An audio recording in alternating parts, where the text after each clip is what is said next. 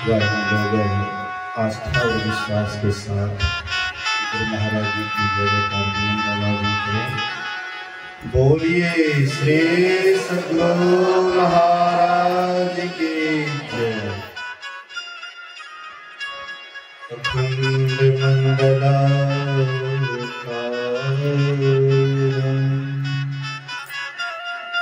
व्याप्तं येन चराचरं तत्पदं दर्शितं येन तस्मै श्री गुरुवे नमः। धन्य धन्य सद्गुरु सुखद महिमा कही न जाए। जो कुछ कहो तुम्हारी कृपा मोटे कछु न बसाए।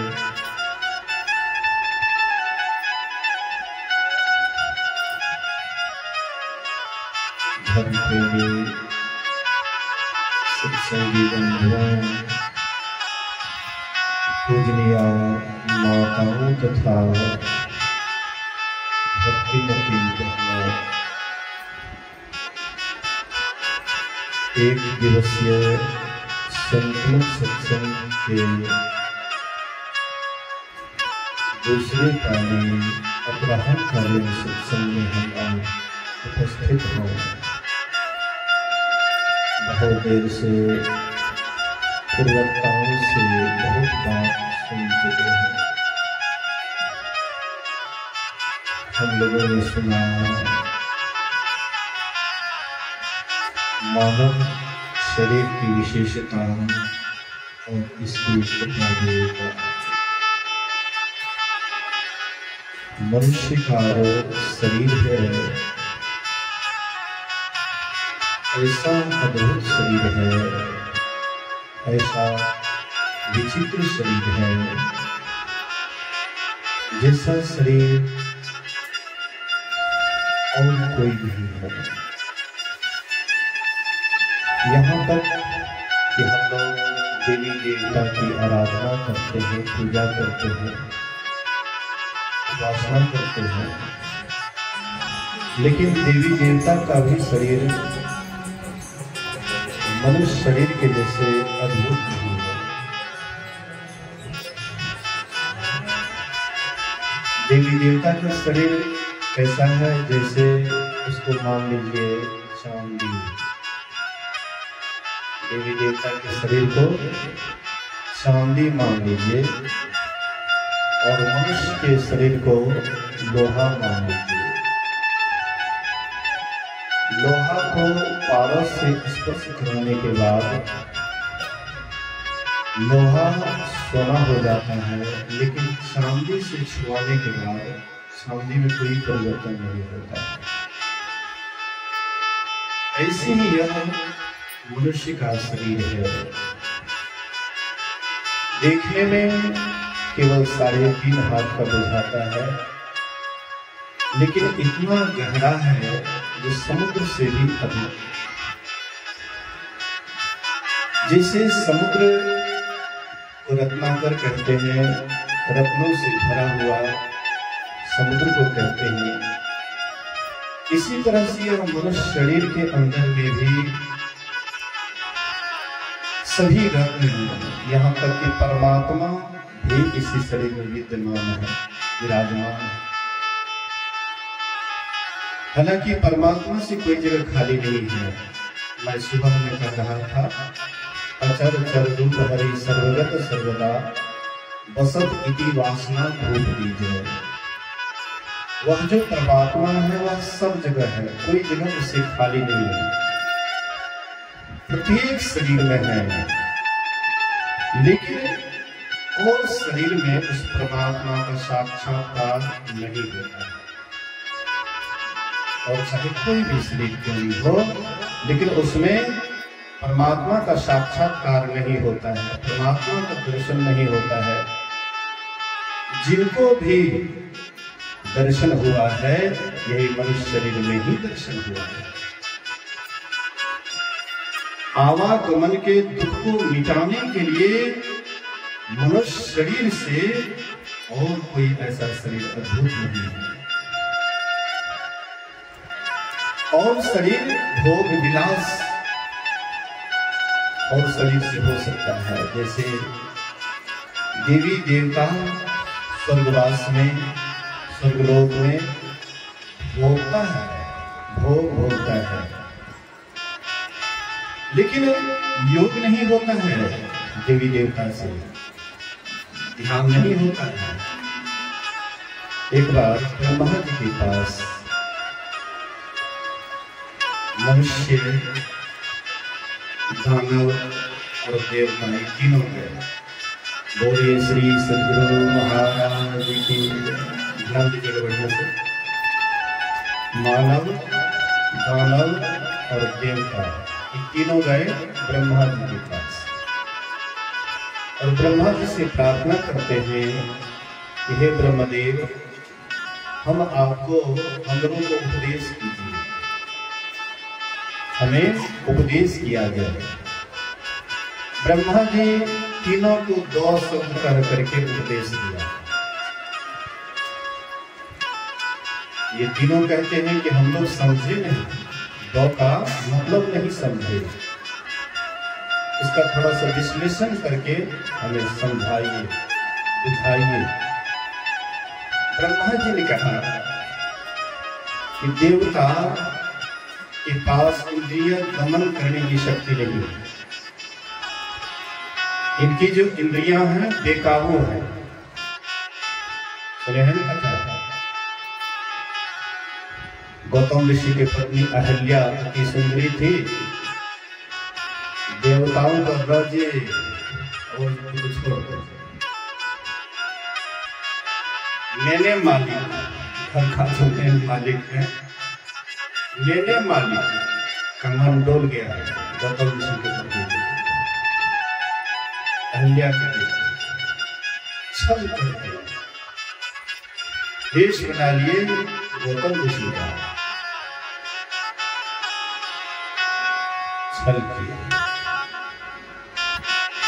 इससे स्पष्ट होता है कि देवी देवता के अंदर इंद्रिय दमन करने की शक्ति नहीं होती है। इसलिए ब्रह्मा जी ने कहा इंद्रियों का दमन करो।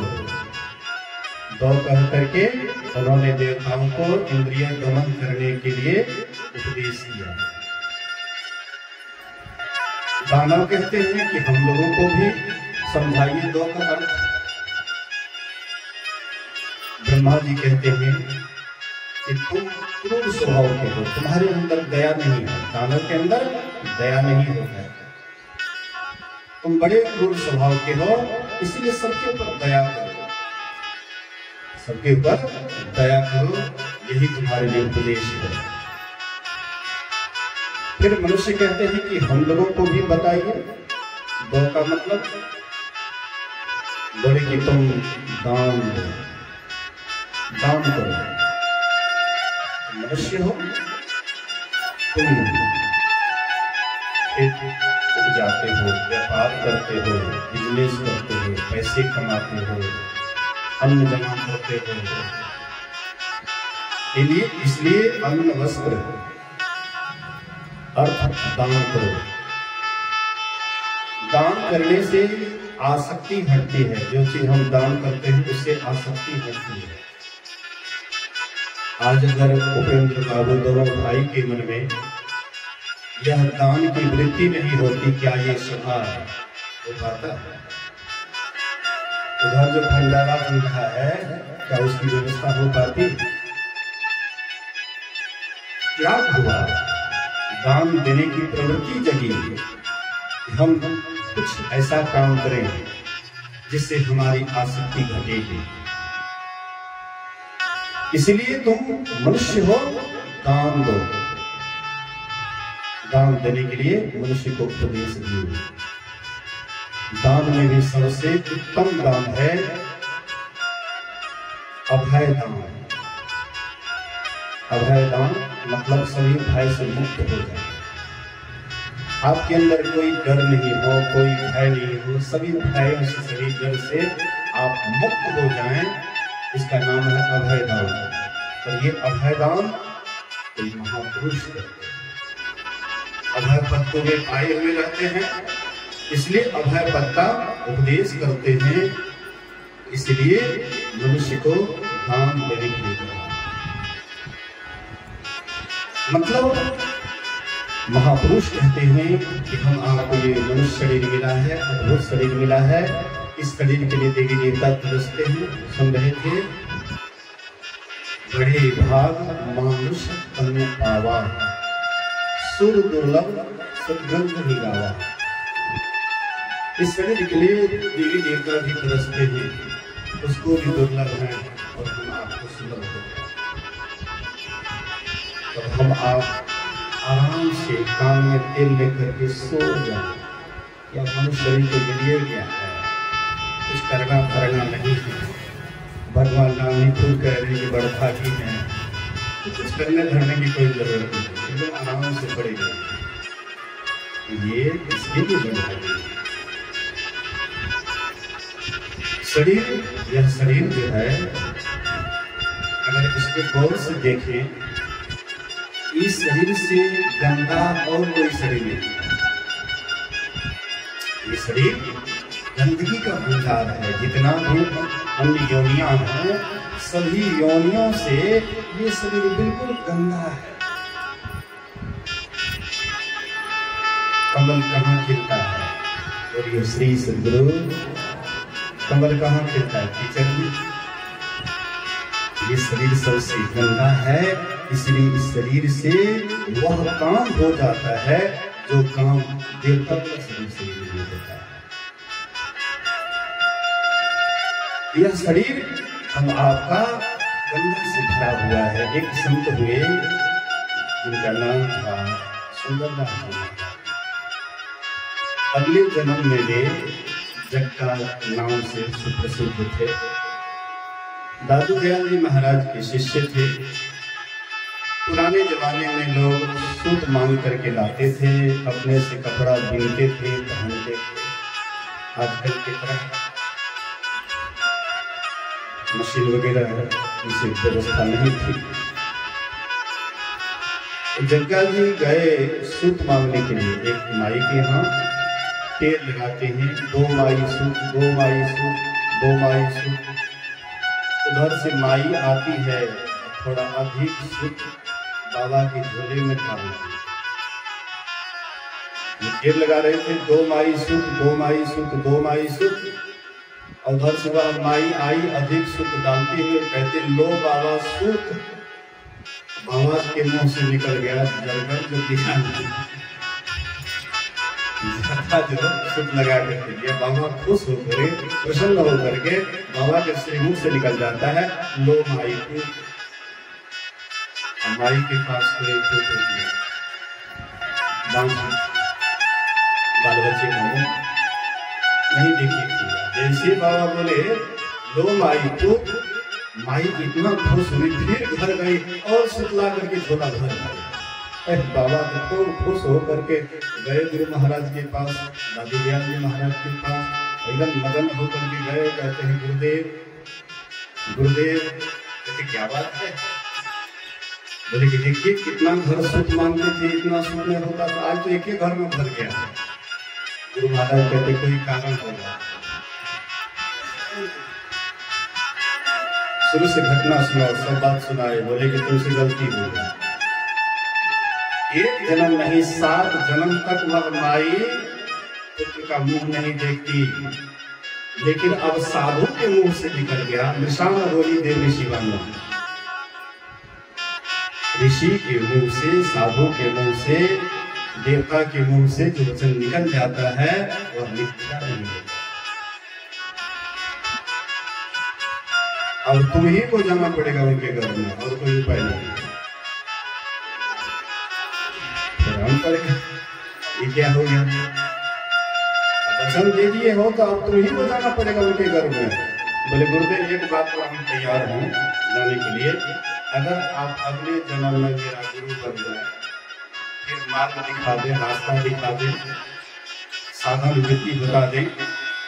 बोले बेटा एक वस्तु ऐसा ही होगा। पहले वाला शरीर छोड़ दिए सुंदरदास जी जग्गा जी, और वह माई के यहाँ पुत्र के रूप में जन्म लेता है। आज बरही है ना, बोलिए श्री सद्गुरु। जैसे आज ये बच्चा का बरही है, वैसे ही बरही के अवसर पर गुरु महाराज को लाए, दादू दयाल जी महाराज को लाए।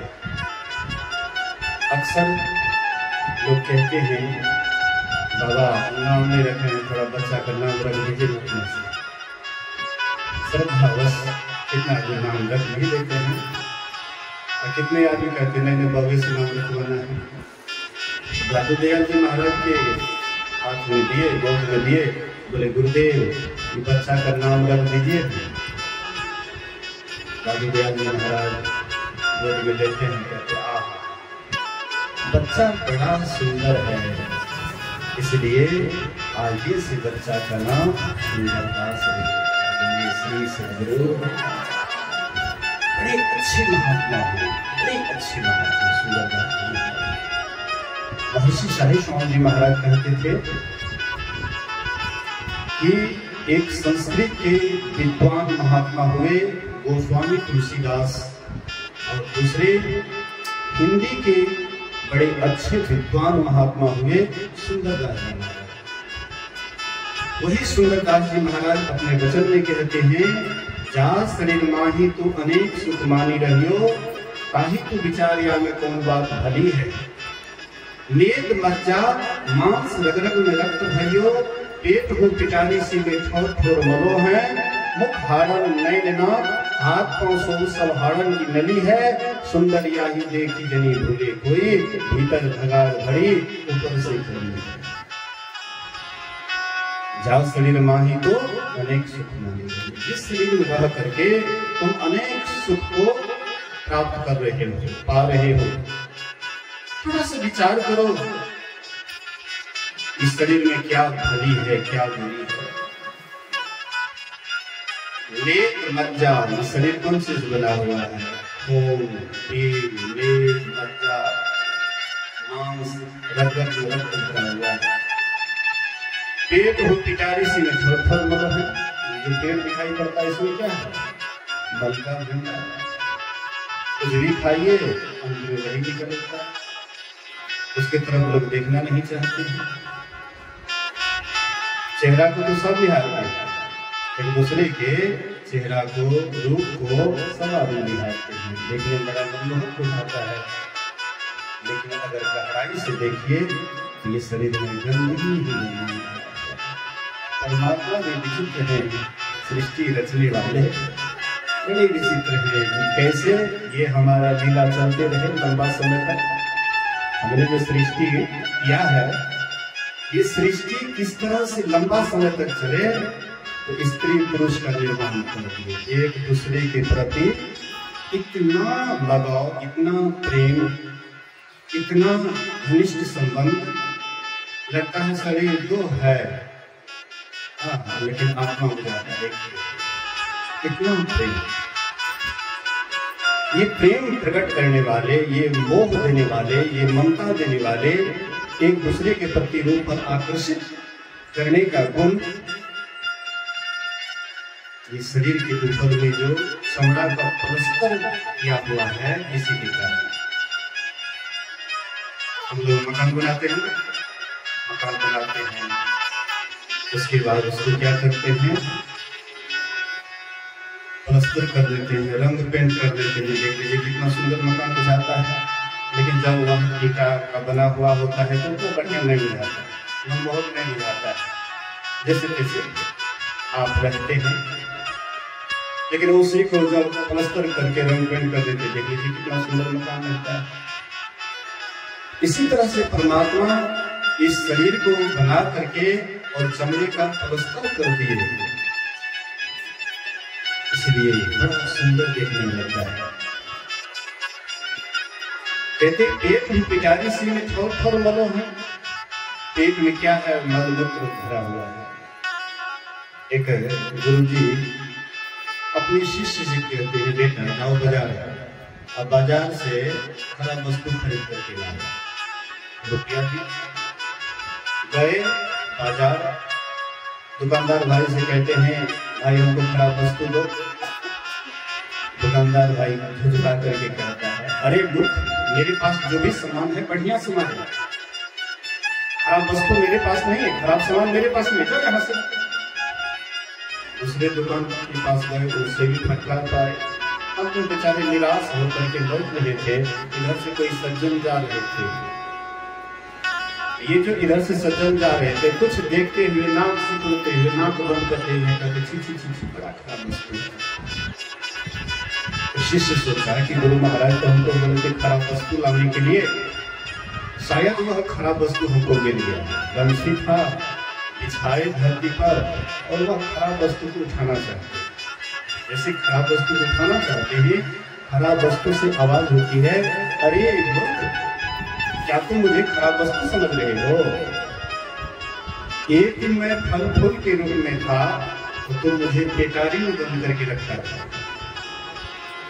एक दिन मैं अन्न के रूप में था, मुझे कोठी ड्राम में बंद करके रखता था, बड़ा प्रेम से धूप लगाता था, अंदर बाहर करता था। एक दिन मैं रसगुल्ला पेड़ा के रूप में था और मुझे शीशा में बंद करके रखता था। अफसोस मैंने तुम्हारा साथ किया, तुम्हारे साथ करने के ही कारण आज मैं यहाँ पर खराब बन करके बैठा हूँ। खराब मैं नहीं, खराब तुम हो। मतलब ये शरीर जो है सबसे तैयार होता है। एक राजकुमारी मल्लिका थी, बड़ी सुंदरी, और ये श्री सद्गुरु महाराज की जय, बड़ी सुंदरी थी। कुछ लोग ऐसे होते हैं, रूप से सुंदर होते हैं लेकिन विचार भी उसका उतना ही सुंदर होता है। कुछ लोग ऐसे होता है, अंदर से भी सुंदर, बाहर से भी सुंदर। राजकुमारी मल्लिका राजकुमारी होते हुए भी सब कुछ छोड़ छाड़ करके एकांत में चले गए और ध्यान भजन में पूरा रत रहने लगे, खूब ध्यान भजन करने लगे। संजोग से एक भिक्षु जा रहा था, राजकुमारी मल्लिका को देख करके मोहित हो जाता है, अपना मनोभाव प्रकट करता है। राजकुमारी मल्लिका कहती है आज से 7वें दिन मैं तुम्हारा फलाने जगह इंतजार करूंगी, तुम आओ वहां पर। और भिक्षु 7 रोज 7वां दिन जाता है वहां पर। राजकुमारी मल्लिका एक औषधि खाई थी जिसका नाम है विरेचक औषधि, जिसको खाने से दस्त काफी होता है, अपना दस्त होकर के निकलता है। एक मिट्टी का घड़ा रखी हुई थी, जो भी दस्त होता था वह मिट्टी के घड़ा में बंद करके ऊपर से ढक्कन दे देती थी। जब यह भिक्षु जाता है, राजकुमारी मल्लिका को देख करके, जो 7 दिन पहले चेहरा था, पेट झरने के बाद कैसा चेहरा है, बिल्कुल चेहरा गिरा हुआ है। कहते हैं भिक्षु जिस शरीर पर तुम आकर्षित हुआ था वही शरीर से निकली हुई वस्तु को मैं बहुत बढ़िया से रखी हूँ, आओ थोड़ा सा दर्शन करो। ले गए वहां पर, घड़ा का ढक्कन जैसे उठाए, भर भर भर जो है बदबू से भर जाता, गंदगी से भर जाता। अरे भिक्षु, यही शरीर पर तुम आकर्षित था, इसी शरीर से निकली हुई वस्तु को मैं बढ़िया से जुगा करके रखी हूँ, तो तुम इसे नफरत काहे करते हो? भिक्षु को ज्ञान हो जाता है, उनके शरीर पर गिर जाता है, उसे बड़ी व्यक्ति है। मतलब ये जो शरीर है, हाँ ऊपर से बहुत सुंदर है लेकिन अंदर से गंदगी ही गंदगी भरा हुआ है। मानो ये शरीर कैसा है तो नरक से भी गया गुजरा है। आप कहिएगा नरक से भी गया गुजरा है तो फिर इसको बदभागी कैसे कहते हैं? असल में इसमें बहुत गंदगी चीज है, लेकिन परमात्मा भी इसी शरीर में विद्यमान है। परमात्मा का साक्षात्कार भी इसी शरीर में हो सकता है, इसीलिए इस शरीर की बड़ाई। संत कबीर साहब ने बड़ा सुंदर कहा है, यह मानव तन अनमोल देखो अंतर का पट खोल, यह मानव तन अनमोल। देखो अंतर का पट खोल, लेकर ज्ञान तराजू तोल रे। अभागा मन मारे, अभागा मन मारे। ज्ञान रूपी तराजू को तोल करके देखो इस शरीर कितना अनमोल है। यह मानव तन है हीरा, मूर्ख समझे इसको खीरा। यह मानव तन है हीरा, मूर्ख समझे इसको खीरा। हमरा देख देख आवे पीरा रे। अभागा मन मारे, अभागा मन मारे। ये मनुष्य शरीर क्या है? कहते हीरा है, हीरा। हीरा बड़ा अनमोल, बहुत कीमती। गया था इष्टम अवसर एक सत्संगी है, तो हमको अंगूठी दिखाया। बाबा देखते हैं अंगूठी, ये क्या है जानते हैं? अंगूठी बाबा हीरा 85,000 में लिए थे। 5-10 साल पहले 85,000 में अंगूठी में थोड़ा सा जो शीशा रहता है,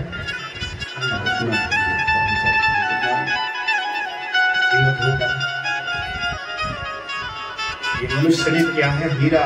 लेकिन मूर्ख समझे इसको हीरा। हम इसकी कीमत को नहीं समझते हैं। हीरा की तरफ ऐसे बेकार गवा देते हैं। हीरा के जैसे कोई खास कीमत नहीं होता, ऐसे शरीर को भी हम आप गवा देते हैं। संत महात्मा कहते हैं हमको देख देख आवे पीरा रे। अभागा हमको दुख हो रहा है कि तुम इतना अनमोल शरीर को ऐसे व्यर्थ कैसे तुम गवा रहा है। महर्षि शाही स्वामी महाराज एक छोटी सी कहानी कहते थे। एक गरीबी बराबर भेड़ बकरी चराने के लिए जंगल जाया करता था। संजोग से एक दिन उसको चमकीला पत्थर दिखाई पड़ा, जमीन से गड़ा हुआ था। तो पहले वह पैर के उंगली से खुरिच करके निकालना चाहा, नहीं निकला। हाथ से खुरिच करके निकालना चाहा, नहीं निकला। लाठी था, डंडा, गोबा मार करके उसको निकालते हैं और पानी में धोते हैं, और ज्यादा चमकीला लगने लगा। तो सोचे इसको क्या करें। उनके दृष्टि में जो सबसे सुंदर भेड़ दिखाई पड़ा, उसके गले में बढ़िया से बगल से जहरे गुजर रहा था। देखा कि एक भेड़ के गले में इतना कीमती अनमोल पत्थर, वो भी भेड़ के गले में। ओह, लगता है कि नहीं जानता है गरीबी, इसको नहीं जानता। तो सोचे किसी तरह से इनसे ठग ले। तो गडेरी से कहते हैं कि देखिए गडेरी भाई, अरे पत्थर हमको 500 रुपया में दे दो। गडेरी सोचता है छोटा सा पत्थर जो लोग वहाँ फेंक देते हैं, और उसका कीमत 500 रुपया। तो लाओ भाई अपने से खोल लो। तो 500 रुपया दीजिए इनको, और अपने से खोलने लगे। पत्थर खुद तो जाता है, लेकिन हाथ से लुढ़क जाता है, नीचे गिर जाता है, और हजारों टुकड़ों में विभक्त हो जाता है। छोटे छोटे कण में विभक्त हो जाता है, और वह कण से आवाज निकलता है, अरे मत जहरी। अरे गडेरी हमको नहीं जानता हम कितना अनमोल वस्तु हैं, कितना मेरा कीमत है, ये नहीं जानता था, अनजान था। इसलिए मैंने इनके द्वारा किए गए अपमान को सहा। ये मुझे पैर से खुरिच करके निकालना चाहा, इसको भी मैंने सहा। हाथ से खुरिच करके निकालना चाहा, इसको भी मैंने सहा। लाठी का डंडा भी मैंने खाया, फिर मुझे भेड़ के गले में डाल दिया, इसको भी मैंने सहा। लेकिन तुम तो सब कुछ जानता था मेरा कितना अनमोल कीमत है, और मेरी कीमत तुमने केवल 500 रुपया लगाया। यह अपमान को मैं बर्दाश्त नहीं कर सका, इसलिए छोटे छोटे कण में विभक्त हो गया। मतलब वह हीरा से हम आपका ये जो शरीर है कम नहीं है, ज्यादा ही है। इसलिए राम भगवान कहते हैं बड़े भाग मानुष तंतावा, सुर दुर्लभ सदग्रंथ ही गावा। इसीलिए इस शरीर के लिए देवी देवता भी तरसते हैं कि हमको भी मनुष्य का शरीर मिले, परमात्मा की भक्ति करके परमात्मा के पास चले जाएं। साधन धाम मोक्ष कर द्वारा पाई न यही परलोक सवारा। ये शरीर साधनों का धाम है, इसी शरीर में मोक्ष का दरवाजा है और शरीर में मोक्ष का दरवाजा नहीं है। इसी शरीर में मोक्ष का दरवाजा है। 2 आंख का दरवाजा, 2 कान का, 2 दूना 4, 2 नाक का 6, 1 मुंह 7, 2 नीचे मलमूत्र विसर्जन करने का दरवाजा, कुल मिलाकर के 9 दरवाजा। ये 9 दरवाजा नरक जाने का दरवाजा है। एक दरवाजा और है जो दिखाई नहीं पड़ता है, लेकिन वह दरवाजा है, उसको प्रकट करना पड़ता है। साधना करके, ध्यान करके वह दरवाजा को खोला जाता है। वही दरवाजा है मोक्ष के तरफ जाने का। 9 दर खाके भावतु रहाए, 10वें निज घर बासा पाए। 9 दरवाजे में रहोगे, नरक में रहोगे, आवागमन में रहोगे, इसलिए 10वें द्वार में जाओ। 10वें द्वार हम आप देखे होंगे शिव जी का चित्र, शिव जी के चित्र को देखे होंगे, उसमें 3 आंख, शिव जी के चित्र में 3 आंख दिखाई पड़ता है। 2 आंख यहाँ जैसे हम आपको है, 1 आंख यहाँ पर। क्या है? कोई ऐसे तस्वीर आप देखेंगे जिसमें पार्वती जी को भी 3 आंख हैं, गणेश बाबू को भी 3 आंख हैं। कभी हम आपको संकेत करते हैं कि जैसे शिव जी को 3 आंख, माँ पार्वती को 3 आंख, गणेश को 3 आंख, ऐसे हम आपको भी 3 आंख हैं। ऐसा नहीं सोचेगा कि शिव जी का यहाँ माथा फटा हुआ था और कोई दीन था यहाँ पर। जैसे हम आपका माथा प्लेन है, वैसे शिव जी का भी माथा प्लेन था, लेकिन समझाने के लिए, बुझाने के लिए यहाँ पर आंख बना दिए हैं कि हम आपके पास भी वह 10वां दरवाजा है, आंख है, जिसके द्वारा हम आप परमात्मा को पा सकते हैं, ईश्वर को पा सकते हैं, ईश्वर को जान सकते हैं, परमात्मा को जान सकते हैं। यह दरवाजा में तो हम आप बराबर रहते हैं नहीं, इस दरवाजा में 9 दरवाजे में बराबर रहते हैं। और 9 दरवाजे में रह करके आप जब शरीर छोड़ते हैं तो आप बेचैन होकर के शरीर छोड़ते हैं, कष्ट आपको महसूस होता है।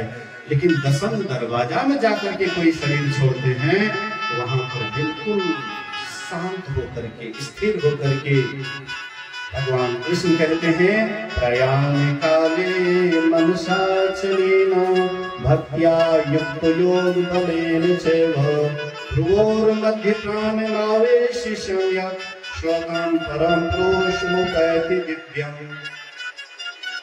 भक्ति योग युक्त होकर के जो भक्त होता है, ये भक्ति योग युक्त होकर के दोनों भ्रिकुटी के बीच में प्राण को अच्छी तरह स्थापित करके जब शरीर छोड़ता है तो मेरे परम धाम को पाता है, मेरे परम शांति को पाता है।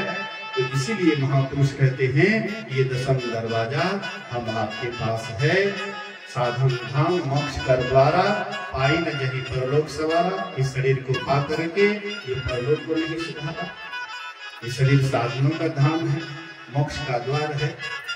हम लोग चौराहे पर हैं, चौराहे पर से जिधर जाना चाहें, जहाँ पर चौबटिया होता है, 4 रास्ता होता है, तो चौबटिया पर आप जिधर जाना चाहें आराम से जा सकते हैं। ये मानव शरीर भी चौराहा है। आप इस शरीर से 84 लाख योनियों में जाना चाहें, दिन रात परिवार, घर परिवार का चिंतन कीजिए, 84 में चले जाइएगा। आपको इस शरीर से नरक में जाना है तो दिन रात पाप कीजिए, उल्टा पुल्टा विचार कीजिए, हाँ, दिन रात काम क्रोध मदलोभ में रहिए, तो नरक का दरवाजा खुला हुआ है। इस शरीर से आप स्वर्ग में भी जा सकते हैं। दान पुण्य कीजिएगा, बढ़िया बढ़िया काम कीजिएगा, विचार आपका बढ़िया रहेगा, अच्छा सुंदर विचार रहेगा, आप स्वर्ग भी जा सकते हैं। लेकिन स्वर्ग भी अंत में दुखे देने वाला है। स्वर्ग भी सदा के लिए नहीं है, कुछ दिन रहिएगा फिर स्वर्ग से आपको नीचे उतरना पड़ेगा।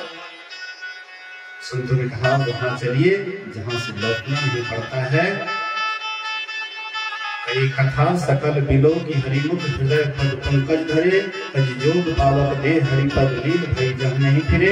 नर विविध कर्म अधर्म बहुमत सुख प्रद सब त्याग हो, विश्वास करि कह दास तुलसी राम पद अनुराग हो। भगवान कृष्ण कहते हैं न तद्भास यद्य सूर्यो न शशांको न पावकः, यद्गत्वा न निवर्तन्ते तद्धामो परमं मम। हे पार्थ, जहाँ जाने के बाद यह जीव पुनः लौटता नहीं है, सदा के लिए वहां चला जाता है जहां से आवागमन सदा के लिए खत्म हो जाता है। ऐसे जगह में जाने के लिए ये मनुष्य शरीर हम आपका बहुत सुंदर अवसर है। इस अवसर को पा करके ध्यान भजन करके परमात्मा की भक्ति करके हम आप उस परमात्मा को पा लेंगे। हमारा इहलोक और परलोक दोनों जीवन सार्थक और सफल हो जाएगा। यह बच्चे के नाम पर ये जो सत्संग करवा रहे हैं, सही में ये बच्चा पुण्यात्मा है, इसलिए आते आते सत्संग को बुलाए हैं, साधु महात्मा को बुलाए हैं। गुरु महाराज जी करे यह बच्चा फले फूले, सांसारिक विद्या भी हासिल करे, भौतिक विद्या भी हासिल करे और अध्यात्म विद्या को अंत में पा करके ईश्वर भक्ति करके ईश्वर के पास चले जाएं। यही शुभकामना है इस परिवार के लिए भी और आप सभी सत्संगियों के लिए भी। आप लोग जो यहाँ अनमोल शरीर अनमोल समय दिए हैं, यहाँ आकर के अपने काम धाम को छोड़ करके यहाँ पर आए हैं, सत्संग की शोभा को बढ़ाए हैं। आप लोग भी बहुत पुण्य का काम किए हैं, इसलिए गुरु महाराज से प्रार्थना करता हूँ कि आप लोगों का भी इहलोक और परलोक दोनों बने।